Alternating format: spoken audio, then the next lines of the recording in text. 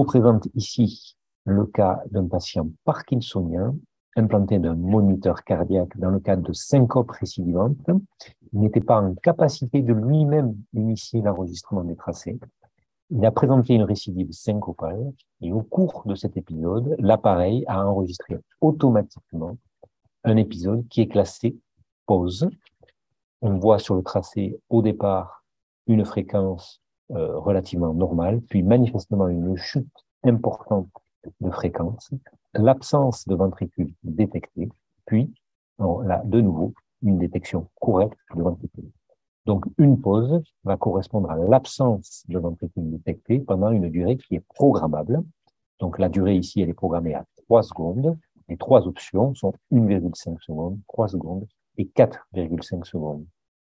Quand on regarde le tracé, on voit au départ un rythme normal avec une activité sinusale conduite et un pluriel, mais la survenue, brutalement, d'ondes P bloquées, une première, deuxième, troisième, quatrième. Quand on n'a pas de détection ventriculaire, pas de marqueur pendant 3 secondes, on a ce diagnostic ici de pause d'asystolie, AD, asystolie détectée. Le CG est interrompu pendant X secondes, la pause se poursuit avec des ondes P bloquées, puis un premier ventricule qui est détecté avec le diagnostic de bradycardie, puisque l'intervalle est très long et supérieur à l'intervalle de bradycardie que vous avez programmé. Un second et puis un cycle classé bradycardie, puisque supérieur à 2 secondes. De nouveau 2 secondes. Puis ici, la fin de l'épisode, quand vous avez 12 cycles ventriculaires qui ont été détectés. Donc, chez ce patient, le diagnostic de pause fait de façon automatique par le dispositif qui correspond manifestement à un épisode BAV paroxystique et ce patient a bénéficié de l'implantation d'un stimulateur cardiaque. Donc, voici ici un second épisode chez un autre patient avec le même diagnostic de pause.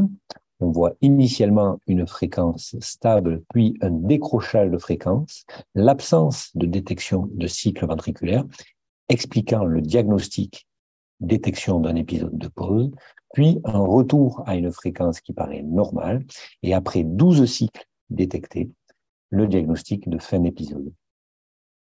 Si l'on regarde la programmation, on était programmé sur 3 secondes au niveau de la pause.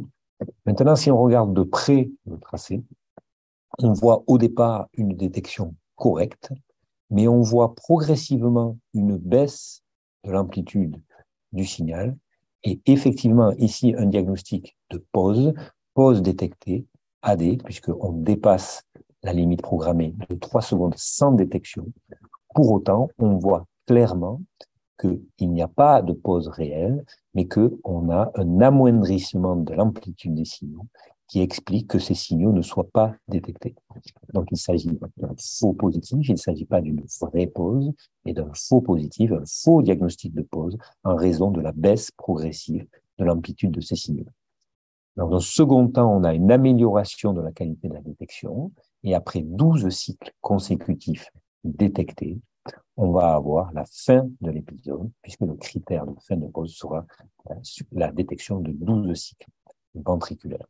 Donc, pour réduire ce problème de faux positif, il y a déjà eu beaucoup d'évolutions, puisqu'il existe déjà, au niveau du smart filtering, l'existence d'un algorithme qui va rechercher la diminution progressive de l'amplitude des ondes de l'air, et on voit que cet algorithme est encore imparfait. On attend des améliorations sensibles au niveau de cet algorithme, au niveau du Link 2, et ça, c'est un pas essentiel au niveau de la télémédecine, l'idée étant de réduire au maximum la charge de travail pour les équipes de télésurveillance en diminuant le plus possible le nombre de faux positifs.